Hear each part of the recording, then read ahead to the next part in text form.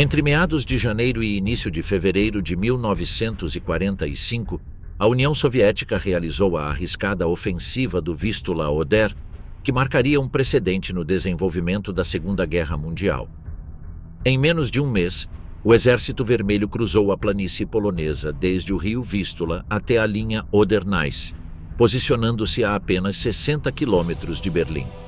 O pesadelo de Adolf Hitler tornava-se realidade. O inimigo estava cada vez mais próximo da capital alemã, e seus sonhos de vitória pareciam desvanecer-se. Guiado pelo caos, o Führer tomou uma decisão polêmica: nomear Heinrich Himmler comandante-chefe do grupo de exércitos do Oder. Em suas mãos, recaía a responsabilidade de impedir que as forças soviéticas avançassem em direção a Berlim. Hitler esperava que Himmler seguisse a linha dos demais comandantes e acatasse suas ordens sem questioná-las. Além disso, ordenou-lhe implementar medidas drásticas para evitar que qualquer soldado recuasse para o oeste. Himmler aceitou sem qualquer oposição as ordens de seu líder, mas isso não foi suficiente. O primeiro desafio do novo comandante-chefe não era outro senão a Operação Solstício.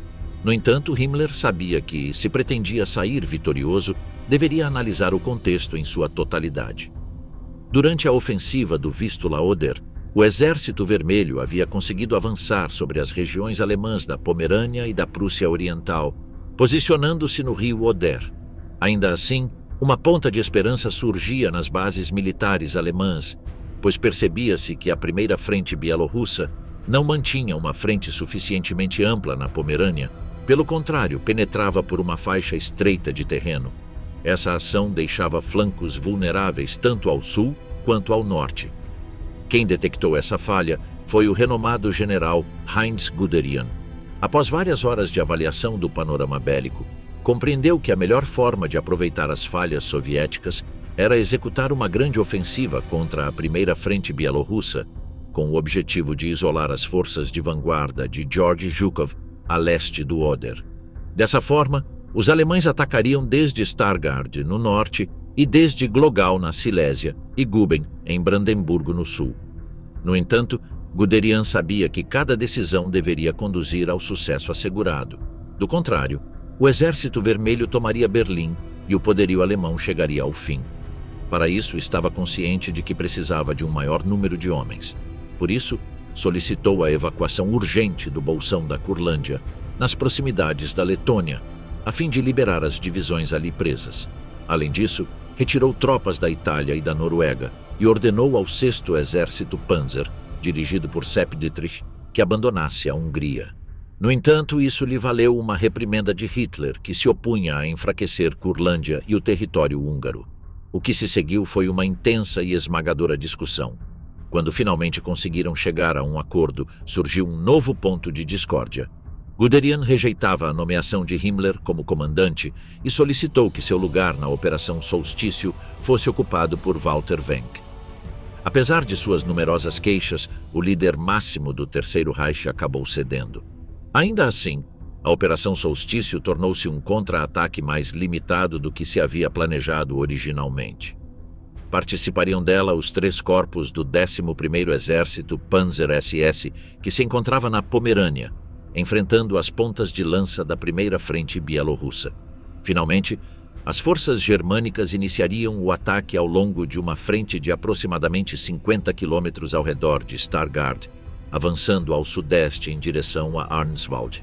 Por sua parte, Zhukov estava ciente da concentração de forças alemãs para enfrentar o 2º Exército de Tanques da Guarda e o 61º Exército. No entanto, desconhecia o momento exato em que se produziria o ataque e sua real magnitude. Enquanto isso, no alto comando soviético, a Stavka estava preocupada. Embora dispusessem de informações-chave, o Terceiro Reich havia mobilizado 13 divisões entre Berlim e as principais forças do Exército Vermelho, e outras 33 se haviam concentrado na Pomerânia. Esses dados apenas confirmavam a possibilidade latente de um iminente ataque alemão contra o flanco norte da primeira frente bielorrussa. Fevereiro de 1945 avançava e a Operação Solstício começava a tomar forma. Guderian sofria com o passar dos dias ao ver que os 1.200 tanques designados não chegavam devido à escassez de trens disponíveis. Algo semelhante ocorria com as munições e o combustível, que só seriam suficientes para 3 dias de combate. Além disso, centenas de milhares de soldados haviam morrido nos primeiros dias do ano, o que representava uma perda significativa na hora de planejar uma ofensiva. De toda forma, o panorama não era muito melhor do lado soviético. Embora tanto a primeira quanto a segunda frente bielorrussa fossem forças imponentes, a ofensiva do Vistula-Oder havia ocasionado enormes perdas humanas. Só em janeiro, os soviéticos haviam perdido mais de 5.000 veículos blindados de combate e cerca de 2.000 canhões e morteiros. A essa desgraça somava-se a falta de armas antiaéreas devido aos gargalos logísticos enfrentados na fase final do conflito. Em 15 de fevereiro de 1945, as forças alemãs deram início à Operação Solstício, quando a divisão SS Nordland, pertencente ao Corpo Central, atacou em direção a Arnswalde. O ataque teve sucesso, já que o 60º Exército foi pego de surpresa, permitindo que a vanguarda alemã assegurasse a posição almejada e substituísse sua guarnição. No entanto, apesar dessa primeira vitória, nem todas as unidades alemãs estavam prontas para o início da ofensiva, e o nível de proteção sobre as pontes de Stettin não era o imaginado a princípio. Em 16 de fevereiro, o 3º Corpo Panzer SS ampliou o corredor central e conseguiu empurrar parte da frente soviética por mais de 8 quilômetros. Zhukov, surpreendido, buscava uma resposta. No entanto, após uma poderosa investida, os planos de Guderian e Wenck começaram a se ofuscar.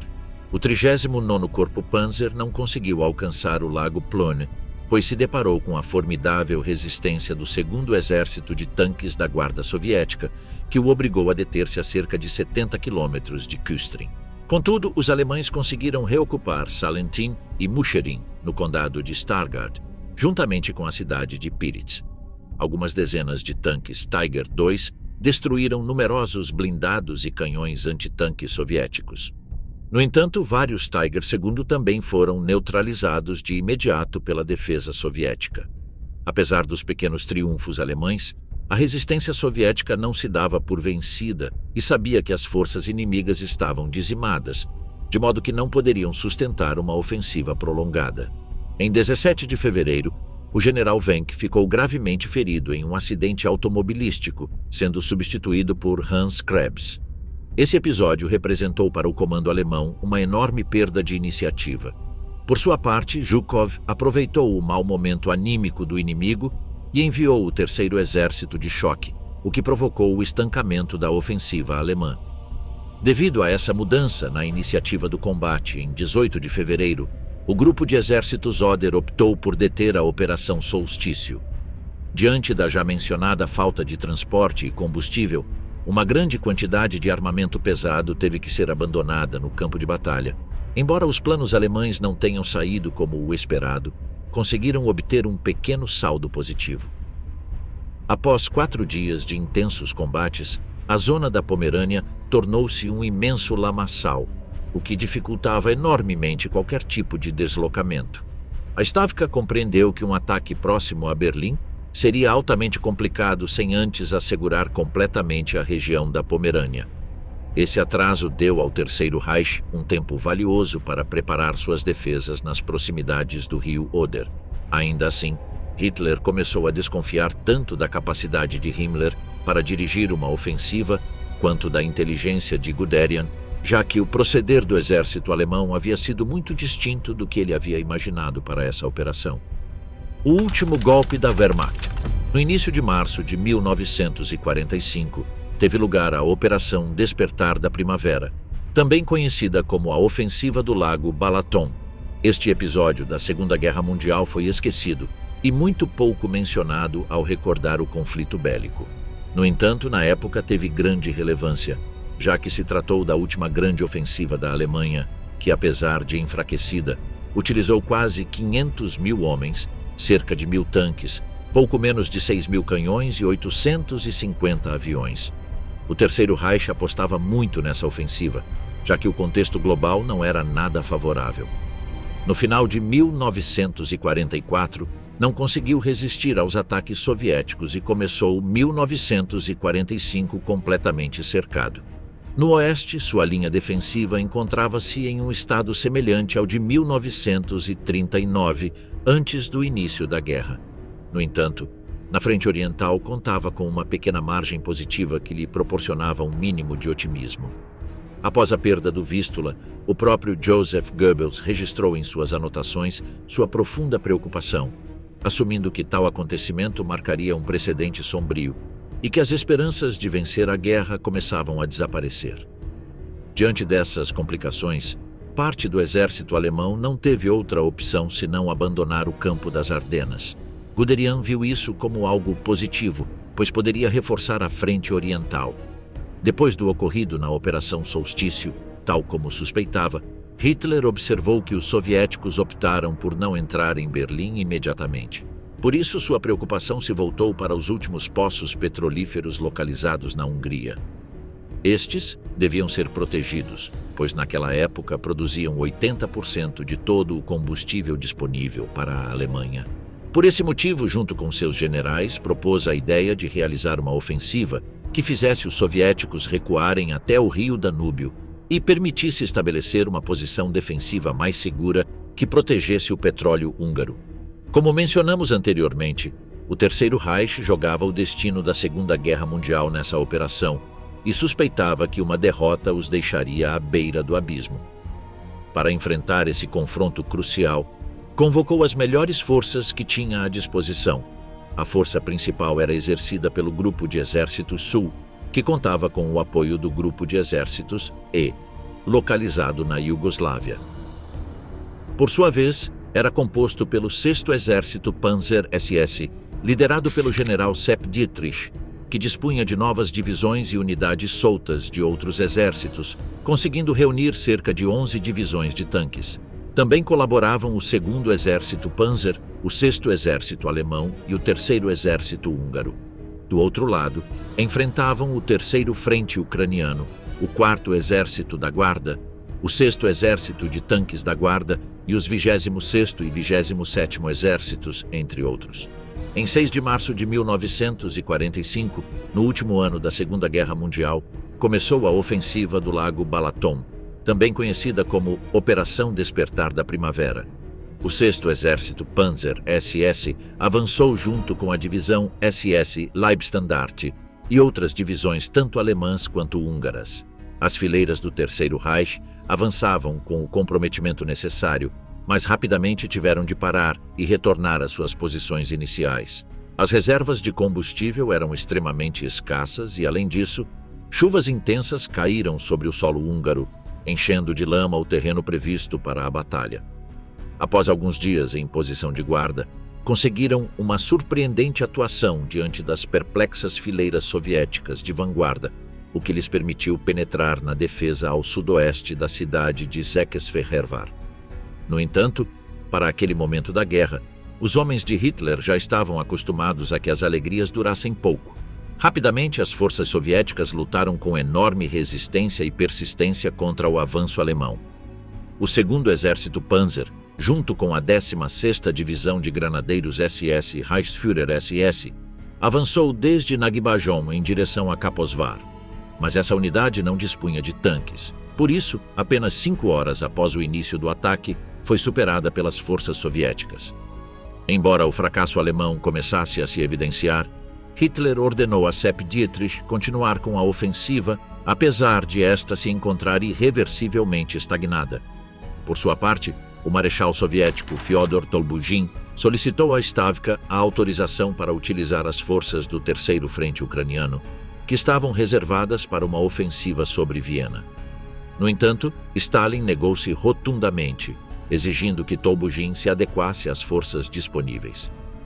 Tolbugin esperava essa resposta, por isso previamente havia desenhado um sistema de defesas composto por arames farpados, armadilhas antitanque e inundação do terreno. Com isso, conseguiu desacelerar o avanço do inimigo, já que os soldados alemães afundavam na lama. A isso somou o uso de canhões pesados com os quais conseguiu destruir vários tanques alemães. As fileiras alemãs se deslocavam com extrema lentidão, o que permitiu a Tolbudin lançar a superioridade numérica do terceiro frente ucraniano, composto por aproximadamente 30 divisões. Essas unidades executaram brutais contra-ataques frontais que, apesar de causarem algumas baixas soviéticas, não se comparavam com as enormes perdas alemãs, tanto em mortos quanto em capturados. Dessa forma, o Exército Vermelho conseguiu deter o avanço inimigo, obrigando os tanques alemães a se posicionarem a 32 quilômetros do Danúbio. Essa distância foi a mais próxima que estiveram de seu objetivo, precisamente em uma saliência no extremo sul de suas posições iniciais. Em 8 de março, o Oberkommando des Heeres ordenou enviar as reservas do Grupo de Exército Sul para a frente, mas isso não produziu nenhuma mudança no desfecho do confronto. Em 15 de março, o 6º Exército Panzer SS recebeu uma ordem do Oberkommando des Heeres, que consistia em deter a ofensiva soviética para, em seguida, passar à defensiva. No entanto, devido às múltiplas baixas sofridas, nenhuma ação indicada pelo alto comando alemão pôde surtir efeito. Os poucos territórios que haviam conseguido conquistar foram automaticamente perdidos. Em 23 de março, as tropas de Tolbugin, junto com o 2º Frente Ucraniano, atacaram o 6º Exército Alemão, que aguardava em suas posições originais. A 9ª Divisão Panzer SS Hohenstaufen era a única que parecia dar boas notícias ao Terceiro Reich, pois conseguiu manter a linha defensiva. Para 26 de março, os alemães tiveram de recuar rapidamente por toda a planície do oeste húngaro em direção à Áustria, com o objetivo de proteger Viena. Esse movimento deu aos soviéticos 90% do território húngaro. Finalmente, a ofensiva do Lago Balaton tornou-se um verdadeiro fracasso. Além de sofrer a baixa de 45 mil homens e a perda de 500 tanques e canhões, junto com 200 aviões, as forças alemãs tiveram de baixar a cabeça e aceitar uma dura derrota que as levou a perder os poços petrolíferos da localidade de Nagy-Kanissa, os últimos em poder da Alemanha. Naquele momento, o país germânico precisava despedir-se do pouco gás natural que lhe restava e depender completamente do combustível sintético, que também era escasso. Adolf Hitler, especialmente enfurecido pela derrota, repreendeu as autoridades da divisão Waffen-SS Leibstandarte e ordenou a Sepp Dietrich que retirasse as braçadeiras que usavam e que exibiam o emblema com seu rosto, pois não conseguia conceber que um grupo de homens que levava seu nome não tivesse lutado com todas as suas forças durante a ofensiva e alcançado a vitória. No entanto, Dietrich optou por não transmitir essa ordem a seus soldados para não afetar sua autoestima e permitir-lhes continuar com sua missão. De toda forma, sabia que não corria perigo ao descumprir o mandato, já que, como o Führer lhe tinha apreço, caso soubesse, não haveria maiores consequências. A cidade que se recusou a cair. Após a ocupação do Vístula pelo Exército Vermelho, este buscou dominar cada quilômetro quadrado alemão por todos os meios possíveis. No entanto, houve uma cidade que resistiu com sangue e suor diante de uma investida bestial soviética. A este episódio se deu o nome de Cerco de Breslávia. Esta cidade está localizada no oeste da Polônia, na região da Baixa Silésia. Naquela época contava com 625 mil habitantes. Até o último ano da guerra, Breslávia não havia sido sequer incomodada pelas forças aéreas aliadas. Nos primeiros meses de 1945, recebeu milhares de refugiados alemães provenientes da Prússia Oriental e de outras cidades polonesas que fugiam do Exército Vermelho. Por conta dessa onda, o número de habitantes subiu para 1 milhão. Devido à sua localização, as forças soviéticas compreendiam que esta cidade as conectaria rapidamente com o centro da Alemanha. Por esse motivo, Hitler classificou Breslávia como uma fortaleza que deveria ser protegida diante de qualquer investida inimiga. Em 21 de janeiro, Karl Hanke, governador da cidade, retirou-lhe o título de metrópole para começar a chamá-la de Zona de Guerra, o que resultou no desenraizamento de mais de 700 mil habitantes, que tiveram de abandonar seus lares e, suportando temperaturas de 20 graus negativos, juntamente com perigosas tempestades de neve e gelo, partiram em busca de uma nova cidade que lhes oferecesse refúgio. Alguns poucos privilegiados conseguiram passagens de ônibus, outros subiram em caminhões enquanto várias pessoas viajaram de trem para lugares como Saxônia, Baviera, Berlim ou os Sudetos tchecoslovacos. Aproximadamente 116 mil civis optaram por permanecer em Breslávia, onde formaram 10 batalhões de construção e ergueram um anel circular de 15 quilômetros fortificado com trincheiras, fortins e valas. Em 24 de janeiro, começaram a ser ouvidas fortíssimas detonações de artilharia provocadas pelos soviéticos nas localidades de Namslau e Oels, a 35 quilômetros de Breslávia. Apesar de perceberem que o perigo era iminente e o inimigo se aproximava, a cidade continuava funcionando normalmente. Os hospitais e o aeródromo de Gandau seguiam operacionais, assim como os serviços de água, gás e eletricidade. A única pessoa que propôs render-se foi o segundo prefeito, Wolfgang Spielhagen, que acabou primeiro detido e depois executado por traição. De todo modo, o exército alemão sabia que a calma não duraria para sempre, e por isso começou a preparar o terreno para se defender do experiente Exército Vermelho. Para isso, a Wehrmacht forneceu ao general Johannes Krause 50 mil efetivos, 35 mil soldados regulares e 15 mil milicianos, equipados com 100 peças de artilharia distribuídas em 32 baterias, com calibres que variavam de 210 até 70 milímetros. Também dispunham de 7 tanques Panzer IV e II. O cerco de Breslávia começou em 13 de fevereiro de 1945. A primeira frente ucraniana foi encarregada de iniciar o primeiro bombardeio, acompanhada pela Força Aérea Soviética, que lançou uma grande quantidade de artefatos sobre a cidade. À medida que o cenário se tornava cada vez mais tenso, algumas divisões soviéticas cruzaram o rio Oder por diferentes pontos e, em um movimento envolvente, ocuparam as localidades de Sakrau, Hundsfeld e Görlitz. Os dias passavam lentamente quando, em 16 de fevereiro, as forças alemãs debatiam qual seria a melhor maneira de enfraquecer o cerco. Um grupo de engenheiros propôs enviar 3 minas ambulantes teleguiadas Goliath, que eram uma espécie de pequenos tanques por controle remoto. Finalmente, elas foram dirigidas até uma ponte sobre o rio Oder, em direção a Pikewitz, e foram detonadas, destruindo toda a infraestrutura. Como resultado, deixaram um grande número de tropas inimigas presas na margem oposta. Os alemães os emboscaram e aniquilaram todos os soviéticos que encontraram pelo caminho. Como resposta, um grupo de soldados do Exército Vermelho iniciou um assalto contra o Parque Sul e a garagem de ônibus. No entanto, isso não representou qualquer perigo para a Wehrmacht, já que alguns adolescentes pertencentes à juventude hitlerista se defenderam com suas armas, provocando a fuga do inimigo com nada menos que 100 baixas. Contra todas as previsões, Breslávia resistia, e toda tentativa de eliminá-la parecia em vão. O mês de fevereiro chegava ao fim, e o cenário bélico não era dos melhores para o Terceiro Reich. Mas mesmo assim, essa localidade da Baixa Silésia conseguia suportar os embates do Exército Vermelho. As tropas do 26º Regimento Paraquedista foram cruciais para manter a posse de Breslávia, após aterrissarem de aviões Junkers Ju-52, que transportavam grandes quantidades de suprimentos, como alimentos e munições. Também ajudaram a evacuar mais de 5.700 feridos. Durante os últimos dias de fevereiro, a maioria dos combates começou a ocorrer nas colinas de Liebix. Lá, o regimento SS de granadeiros Besslein rejeitou uma incontável quantidade de ataques inimigos. Seu desempenho lhes rendeu reconhecimento nacional, com manchetes em jornais e rádios proclamando: "Aqui esteve o regimento Besslein das SS." Toda a cidade de Breslávia estava unida para resistir ao poderio soviético. Na linha de 2 quilômetros entre o Parque Südpark e a rua Hindenburgplatz, o Exército Vermelho se chocou contra as posições germânicas.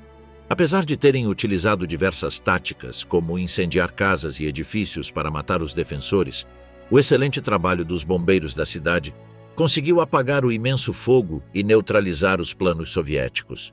Os liderados por Stalin buscavam diferentes formas de vulnerar Breslávia. Uma delas consistia em divulgar notícias falsas por alto-falantes. Um dos exemplos mais populares ocorreu quando um grupo de soldados soviéticos anunciou o seguinte: "Habitantes de Breslávia, a hora da libertação chegou. duas divisões blindadas, veteranas do leste, romperam o cerco ao sul de Breslávia. Apressem-se a sair pela parte meridional da cidade para estender a mão aos vossos libertadores. Os habitantes já estavam acostumados a esse tipo de manobra, por isso apenas alguns poucos acreditaram na mentira e acabaram bombardeados pela artilharia. No início de março de 1945, o general Hermann Niehoff foi nomeado por Hitler como novo chefe da fortaleza de Breslávia. Uma de suas iniciativas mais polêmicas foi incendiar quarteirões inteiros com o objetivo de dificultar o avanço do inimigo, obrigando-o a mover-se entre os escombros. Em 6 de março, 1000 aviões do Exército Vermelho devastaram o centro urbano de Breslávia. Nesse mesmo dia, os regimentos de infantaria Sauer e Vel conseguiram destruir 100 tanques soviéticos. No entanto, também ocorreu um fato que envergonhou completamente os soldados soviéticos, pois foram repelidos pela juventude hitlerista, representada por crianças de 12 e 13 anos. O 1º dia de abril de 1945 chegou com outro bombardeio massivo soviético, que destruiu 80% dos edifícios e aniquilou 35% do efetivo do Corpo de Bombeiros. Apesar do enorme sacrifício por parte da população de Breslávia, a situação começava a se complicar seriamente. Ao mesmo tempo, caíram as primeiras trincheiras dos paraquedistas alemães, que foram reduzidos e cujos canhões de 88 milímetros foram silenciados. Em 8 de abril, um novo ataque aéreo destruiu as torres da catedral. Apesar da feroz resistência, a fortaleza começava a ser destruída. No entanto, em 1º de maio, no mesmo dia em que Adolf Hitler tirou a própria vida, Breslávia seguia lutando por sua própria honra. Ao saberem que a Alemanha negociava a capitulação, algumas autoridades locais tentaram pactuar uma rendição com o Exército Vermelho. Niehoff tentou negar, mas diante dos insistentes pedidos, em 5 de maio ordenou que fossem hasteadas bandeiras brancas. A juventude hitlerista se opôs veementemente, gritando por toda a cidade palavras como traidores e covardes. Em 6 de maio de 1945, os 20.000 sobreviventes de Breslávia finalmente capitularam diante dos soviéticos, apenas um dia antes de toda a Alemanha assinar a rendição. Como saldo final, as forças alemãs sofreram quase 30.000 baixas, com 6.000 mortos e 23.000 feridos. Além disso, 4 tanques foram destruídos e 165 aviões foram abatidos. Por outro lado, 3 milhões de civis conseguiram escapar para outras partes da Alemanha, conseguindo algo que nenhuma outra cidade obteve. A resistência de Breslávia torna-se ainda mais heróica ao conhecer as perdas que infligiram ao Exército Vermelho em comparação com as suas. Nada menos que 60.000 baixas, com 13.000 soviéticos mortos e 47.000 feridos. Além disso, cerca de 125 tanques foram destruídos e 100 aviões acabaram abatidos. Tempestade Vermelha no Neisse. Em meados de abril de 1945, o Exército Vermelho propunha-se a realizar o último grande assalto na frente oriental, com o objetivo de conquistar Berlim, a capital da Alemanha e do Terceiro Reich. Depois de devastar a Polônia durante os meses de janeiro e fevereiro, tanto Georgy Zhukov quanto Ivan Konev e Konstantin Rokossovski buscaram reagrupar todas as suas tropas para então reunir todos os suprimentos possíveis com o objetivo de levar a cabo o seu tão desejado propósito. Do norte ao sul, a segunda frente bielorrussa, comandada por Rokossovski, preparava-se para enfrentar o terceiro exército Panzer. A primeira frente bielorrussa de Zhukov fazia o mesmo contra o nono exército. A primeira frente ucraniana, liderada por Ivan Konev, lutaria contra o quarto exército Panzer alemão. Entre as 3 frentes soviéticas, mais de 2 milhões de soldados lutavam por uma mesma causa. Tinham à disposição mais de 40.000 canhões de artilharia, 6.200 carros de combate e 7.500 aviões. Do outro lado, o último milhão de soldados alemães buscava formar a última linha defensiva que lhes permitisse não perder a guerra, ou, na pior das hipóteses, sair derrotados com o menor dano possível. A primeira frente ucraniana aproximou-se do rio Neisse em 12 de janeiro de 1945, com o início da ofensiva do Vistula Oder. Os exércitos de Konev abriram caminho rapidamente pelo sul da Polônia e enfrentaram os embates alemães que buscavam deter seu progresso. Tinham claro que, se pretendiam continuar avançando, deveriam lutar contra qualquer um que se interpusesse no caminho. Nos primeiros dias de março, as vanguardas da primeira frente ucraniana chegaram à margem do rio Neisse, posicionando-se a poucos quilômetros de cidades alemãs como Cottbus ou Dresden. Simultaneamente nesta última cidade, as forças aéreas britânicas realizaram o recordado bombardeio, destruindo toda a sua arquitetura cultural. O objetivo de Konev e Zhukov era estabelecer cabeças de ponte nos rios Oder e Neisse antes que suas grandes ofensivas começassem a se enfraquecer. No entanto, Konev não conseguiu se posicionar na margem ocidental do Neisse, pois encontrou uma resistência letal por parte das fileiras alemãs. Em 3 de abril, Konev e Zhukov participaram de uma importante reunião com o próprio Iosif Stalin na cidade de Moscou. Lá, o líder soviético lhes forneceu orientações fundamentais a serem levadas em conta para a ofensiva que seria lançada em breve. Sem dúvida, o mais relevante dessa reunião foi que Stalin comunicou a seus comandantes que, caso a velocidade de avanço permitisse, eles tinham permissão para entrar em Berlim. Essa última diretriz resultou em uma preparação da ofensiva da forma mais devastadora e agressiva possível. Ao amanhecer de 16 de abril, com alguns minutos de diferença, Konev e Zhukov lançaram seus primeiros ataques. Apesar de coincidirem na intensidade da ofensiva, Zhukov incluiu artefatos luminosos para iluminar esses ataques noturnos. No entanto, Konev discordou de sua metodologia e decidiu realizar o ataque na mais absoluta e estratégica escuridão. Seu plano consistia em espalhar uma grande cortina de fumaça por toda a linha defensiva alemã, com o objetivo de dificultar seriamente a visão e impossibilitar os inimigos de ver o ataque com clareza. Por não possuir cabeça de ponte no Neisse, Konev não tinha outra opção a não ser atravessar o rio na primeira etapa de sua ofensiva.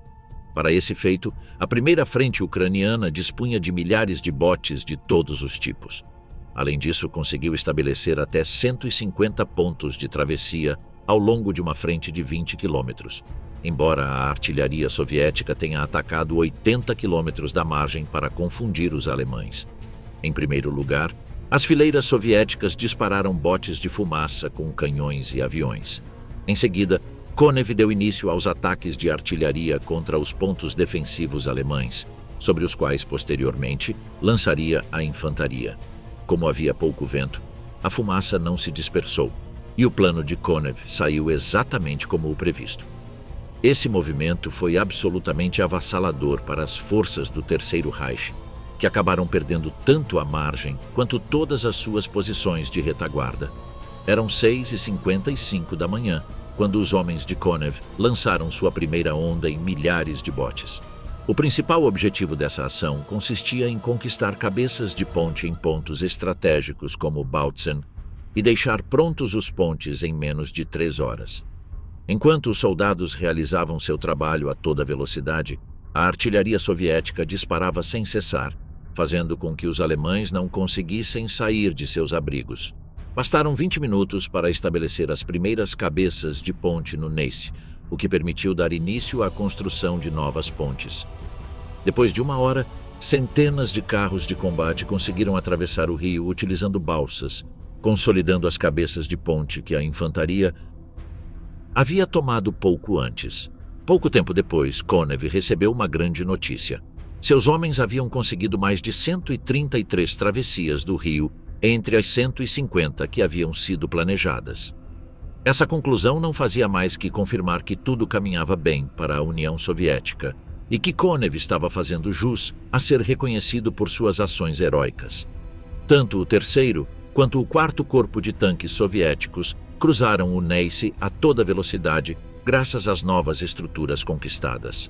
Como resultado, durante as primeiras horas da tarde, romperam as defesas internas alemãs e, posteriormente, lançaram-se rapidamente sobre sua retaguarda.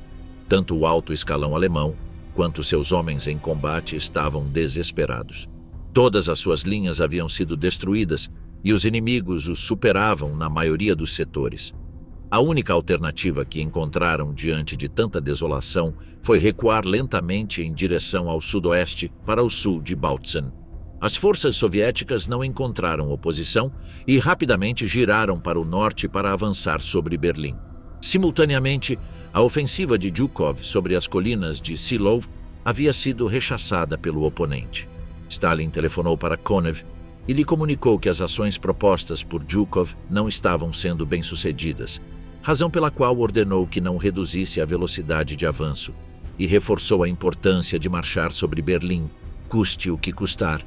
É importante destacar que o líder soviético tinha como principal objetivo chegar à capital alemã antes dos britânicos e dos norte-americanos. Esse era o verdadeiro motivo de sua pressa.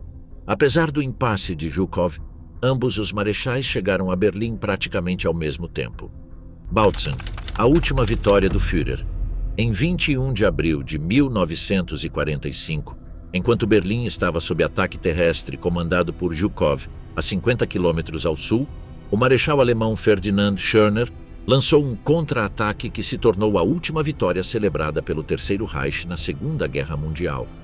Durante a ofensiva de Konev, no Neisse, a ala sul, que se dirigia às cidades de Bautzen e Dresden, contava com a força de choque principal do Segundo Exército Polonês, composto por soldados do recém-instalado governo comunista polonês. Estes somavam mais de 100 mil efetivos, entre 84 mil poloneses e 20 mil soviéticos, juntamente com 500 tanques. No quarto mês de 1945, a Alemanha atravessava uma situação profundamente crítica e encontrava-se absolutamente cercada. O Exército Vermelho buscava dominar a frente oriental e estava prestes a entrar em Berlim a partir de suas posições no rio Oder. Na frente ocidental, os anglo-americanos estavam posicionados a poucos quilômetros da margem do rio Elba. De qualquer forma, nem tudo eram adversidades para a Alemanha. Como mencionado anteriormente, o Segundo Exército Polonês, então um agrupamento fantoche da União Soviética, iniciou uma ofensiva no rio Neisse em busca de conquistar os restos fumegantes da histórica cidade de Dresden. No entanto, nada saiu como planejado. O marechal Ferdinand Schörner havia estudado minuciosamente o cenário bélico e conseguiu interpretar as manobras de seus rivais. Dessa forma, preparou-se para desarticular completamente o ataque inimigo. Para isso, mobilizou o 4º Exército Panzer, liderado pelo general Fritz Hubert. Além disso, declarou como Fortaleza a cidade intermediária de Bautzen, que foi guarnecida pelo coronel-comandante Dietrich Höpke.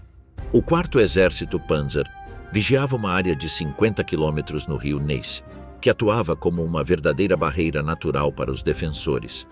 Embora tivesse apenas 15 metros de largura em seus pontos mais estreitos, ainda assim, os soviéticos teriam dificuldades para se estabelecer na margem oposta devido às armadilhas e obstáculos que os próprios alemães haviam posicionado estrategicamente entre seu trecho mais setentrional em Forst e o mais meridional em Görlitz. Vale lembrar que a Alemanha havia sofrido um grande número de baixas e muitos soldados haviam morrido, sendo forçada a formar batalhões com pessoas de aptidões duvidosas.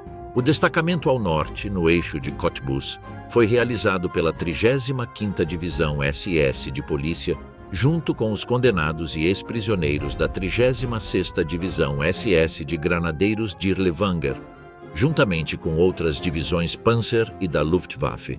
Todas essas divisões somavam 50 mil efetivos e 300 tanques.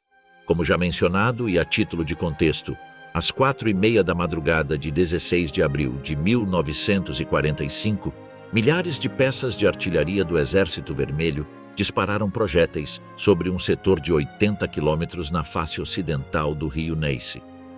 Milhares de tropas cruzaram o leito sobre 1000 pontes de madeira e a bordo de 2.400 botes a remo.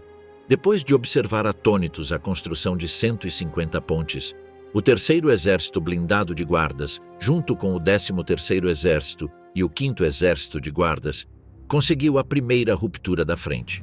No final da manhã, os soviéticos entraram na cidade de Cottbus, um dos principais objetivos de sua operação.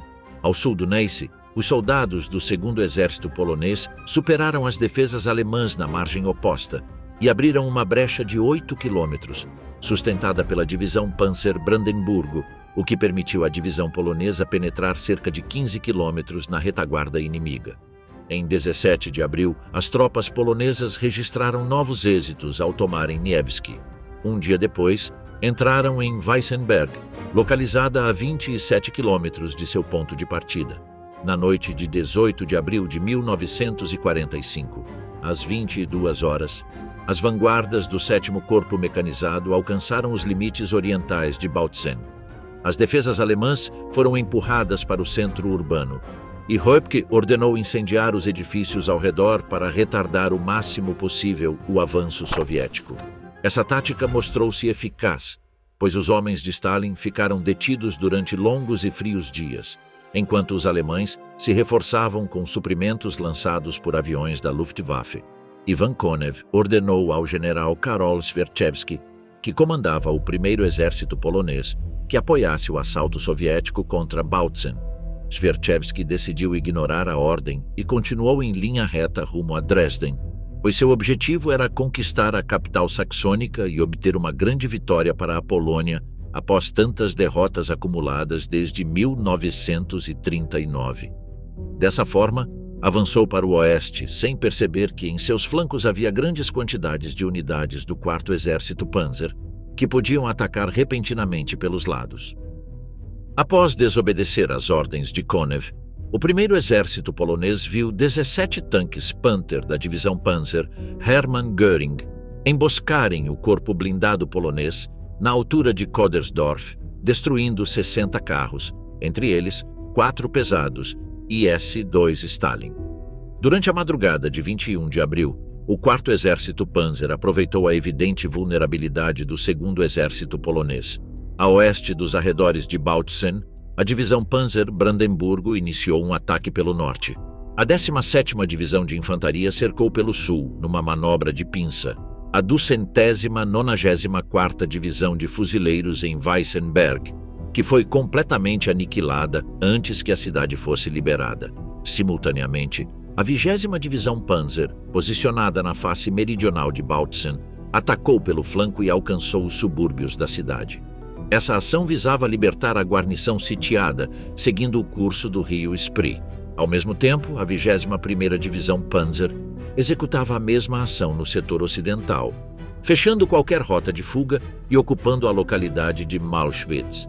Mais da metade do 2º Exército polonês ficou isolada na estrada rumo a Dresden, devido ao ataque alemão a Bautzen. O curioso e deplorável dessa situação é que o general Karol Zwierczewski não teve ideia melhor do que trancar-se em seu quartel-móvel, embriagar-se e parar de atender às ligações telefônicas de seus superiores. O Marechal Konev enviou um inspetor, o general Ivan Petrov, para averiguar o que estava acontecendo. Ao observar a lamentável situação, Zwierczewski foi removido do cargo e substituído pelo general Ivanovich Kostilev. Embora o exército polonês tivesse ordem de recuar e retornar a Bautzen, a cidade já estava sendo atacada por todo o seu entorno pelas divisões Panzer 20ª e 21ª, que também libertaram a aldeia de Niederkaina. Antes de deixar essa localidade, os soviéticos trancaram 250 prisioneiros da Volkssturm numa igreja, atearam fogo na construção e mataram todos. Em 23 de abril, as fileiras soviéticas iniciaram um contra-ataque para restaurar a situação em Bautzen. No entanto, a divisão Panzer Hermann Göring apareceu de surpresa e desbaratou o assalto, destruindo uma dezena de tanques T-34-85. Nesse mesmo dia, unidades alemãs lançaram uma série de emboscadas contra as 5ª e 8ª divisões de infantaria polonesas, que começavam a se retirar pela rodovia rumo a Dresden. Ao mesmo tempo, a divisão Panzer Brandemburgo, juntamente com a 17ª Divisão de Infantaria, atacou de perto a cidade de Weissenberg, provocando grandes perdas à 25ª e à 57ª Brigadas Mecanizadas de Guardas, ligadas ao 4º Exército Blindado de Guardas, destruindo 50 tanques T-34. Em 24 de abril, um grupo de soldados da divisão Panzer Hermann Göring capturou vários prisioneiros poloneses e, por acaso, obteve uma série de documentos que detalhavam o plano de evacuação da 9ª Divisão de Infantaria Polonesa. Graças a essas informações, um grupo de paraquedistas alemães chegou a tempo para bloquear a passagem e isolou a divisão num perímetro entre os povoados de Krostwitz, Kukau e Panschwitz. Este último era conhecido como o Vale da Morte e situava-se a 16 quilômetros a noroeste de Bautzen. Lá, em 26 de abril de 1945, a 9ª Divisão de Infantaria Polonesa foi completamente aniquilada. No dia seguinte, 27 de abril, foi encerrada a contraofensiva realizada pelo 4º Exército Panzer sobre uma linha entre Kaslau, Neschwitz e Königswarta, a 17 quilômetros de Bautzen. Essa vitória alemã não foi qualquer uma, mas teve importância humanitária destacada. Apesar de não ter sido decisiva na Segunda Guerra Mundial, que estava prestes a terminar, permitiu ao Terceiro Reich concluir a guerra com o controle de Bautzen, Dresden e amplos territórios da Saxônia. Isso facilitou a fuga de milhares de soldados e refugiados civis para o oeste, onde puderam se render aos aliados ocidentais. Na Batalha de Bautzen, a Polônia sofreu 5.000 mortos e 20.000 entre feridos, desaparecidos e prisioneiros, enquanto caíram 3.500 soviéticos. No campo de batalha, ficaram 200 tanques poloneses e 120 soviéticos. Em contrapartida, e para surpresa de muitos, a Alemanha lamentou 6.500 baixas entre mortos, feridos, desaparecidos e prisioneiros. A derrota do 2º Exército Polonês foi a mais sangrenta sofrida por soldados dessa nacionalidade desde a Batalha de Bzura, em 1939. Diferente de seus inimigos, o 4º Exército Panzer pôde celebrar que essa vitória foi a última conquistada pelas forças militares do Terceiro Reich. O curioso é que o adversário derrotado em Bautzen foi o mesmo contra o qual a Alemanha obteve sua primeira vitória na Segunda Guerra Mundial. O inferno nas colinas de Silol, o último bastião antes de Berlim. Em meados de abril de 1945, teve lugar um confronto crucial para o objetivo da União Soviética de entrar na capital da Alemanha. O grupo de exércitos do Oder estava liderado pelo general alemão Gotthard Heinrichs, que havia substituído Himmler após seu retumbante fracasso. Encontrava-se diante de uma missão difícil: resistir ao poderoso ataque iniciado pelo Exército Vermelho. Heinrichs sabia que enfrentava um cenário altamente desfavorável. Dispunha apenas de 200.000 efetivos e 650 baterias, com um total de quase 2.625 canhões e pouco mais de 500 tanques e caças-tanques.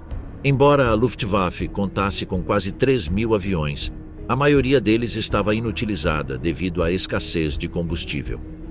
Logo no início da jornada de 16 de abril, os homens de Zhukov perpetraram o primeiro ataque, o qual foi recebido pelo 9º Exército Alemão, que constituía a última linha defensiva no rio Oder e procurava deter o inimigo para evitar seu avanço em direção a Berlim. O general Zhukov estava seguro de que, dada a diferença abismal tanto em infantaria quanto em carros de combate, poderia eliminar o 9º Exército em questão de horas. No entanto, não imaginava que o general Heinrichs elaboraria uma estratégia minuciosa nas colinas de Silol, que atrasaria seus planos por 3 dias.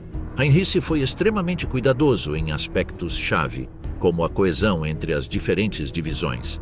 Esse conceito permitiu-lhe evitar pontos fracos nos setores de união, pois considerava que uma das grandes virtudes dos soviéticos era aproveitar os espaços livres e detectar as falhas inimigas. Sabia que não podia confiar em suas divisões isoladamente. As de infantaria não chegavam a 8.000 homens e as divisões blindadas dispunham da metade de seus efetivos. Além disso, a localidade de Seelow estava defendida pela 9ª Divisão de Paraquedistas, composta por soldados jovens e inexperientes que tinham apenas 2 semanas de treinamento em infantaria e, para piorar, eram comandados por pilotos experientes que careciam de conhecimentos em táticas de combate terrestre. Às 2 da manhã do dia 16 de abril, 22.000 canhões soviéticos de longo alcance dispararam ao longo de toda a frente, procurando concentrar a maior intensidade sobre as colinas de Silol, varrendo cada metro quadrado de terreno entre a localidade e o Oder. A cada segundo que passava, Zhukov não compreendia como era possível que seus oponentes não se rendessem. Hitler havia sido estrito com Heinrich ao ordenar-lhe que não recuasse voluntariamente, mas o general alemão, poucos minutos após o início do combate, já havia retirado uma grande quantidade de suas tropas. Isso lhe permitiu reduzir significativamente suas baixas. Pouco mais de uma hora após o início do confronto, mais de 100 projetores soviéticos iluminaram o campo de batalha, o que envolveu os alemães numa densa nuvem de fumaça. No entanto, essa estratégia teve efeitos adversos. A área se encheu de nuvens de fumaça e poeira que permitiam a passagem dos feixes de luz e os refletiam, em vez de iluminar as nuvens baixas para que projetassem luz ao solo. Isso não apenas provocou uma visibilidade péssima para os soviéticos, como também os projetores revelavam aos alemães as silhuetas dos soldados inimigos. Por sua vez, o terreno, devastado pelos imensos crateras produzidos pela artilharia soviética, dificultava o avanço tanto da infantaria quanto dos tanques e canhões de assalto. Enquanto isso, no setor norte, os alemães resistiram com bravura ao ataque soviético. No entanto, estavam bastante desorientados devido ao bombardeio e à magnitude do ataque. Após o primeiro dia de confrontos, a linha alemã se mantinha firme, pelo que decidiram chamar a escassa reserva que possuíam para ajudá-los a continuar resistindo à investida inimiga. O tempo passava e os tanques soviéticos conseguiram abrir uma brecha, a qual foi selada por 2 companhias de caças-tanques que conseguiram destruir mais de 30 blindados pesados. A aviação soviética apoiava o ataque, lançando cerca de 900 toneladas de bombas, provenientes de 700 bombardeiros pesados. Sem dúvida, um de seus maiores êxitos foi a destruição de um trem de apoio que transportava munição e suprimentos, entre eles 3 canhões de 128 milímetros e 7.000 projéteis. Ao final do dia, o Exército Vermelho havia conseguido penetrar 8 quilômetros, embora sem lograr uma ruptura decisiva. A batalha continuava com grande intensidade, com ambos os lados lutando por seus objetivos. O 5º Exército de Choque atacou com 5 divisões na vanguarda, apoiadas por tanques IS-2 e T-3485, que se afundaram numa nuvem de fumaça levantada pelo bombardeio prévio à ofensiva. Os alemães aproveitaram isso para contra-atacar brutalmente.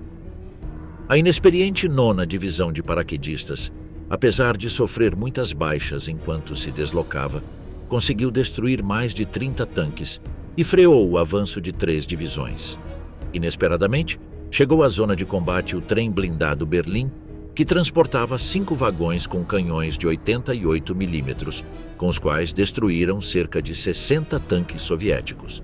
Enquanto isso, ao sul, a primeira frente ucraniana de Konev avançava conforme o previsto, empurrando para trás o 4º Exército Panzer do general Schörner. Stalin estava irritado com os contratempos que atrasavam o avanço em Silo.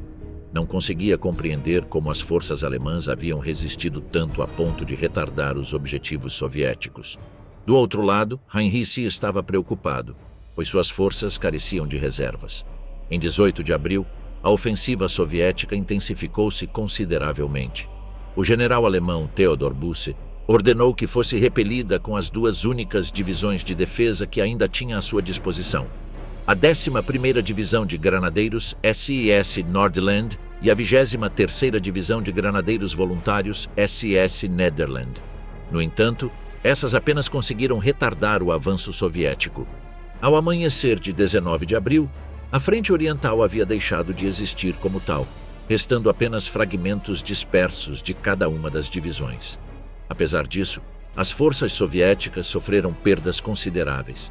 20.000 homens entre mortos e feridos, juntamente com mais de 2.800 tanques destruídos.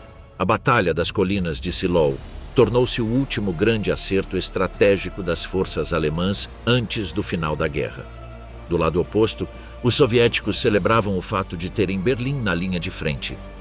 Fuga impossível nas florestas de Albi.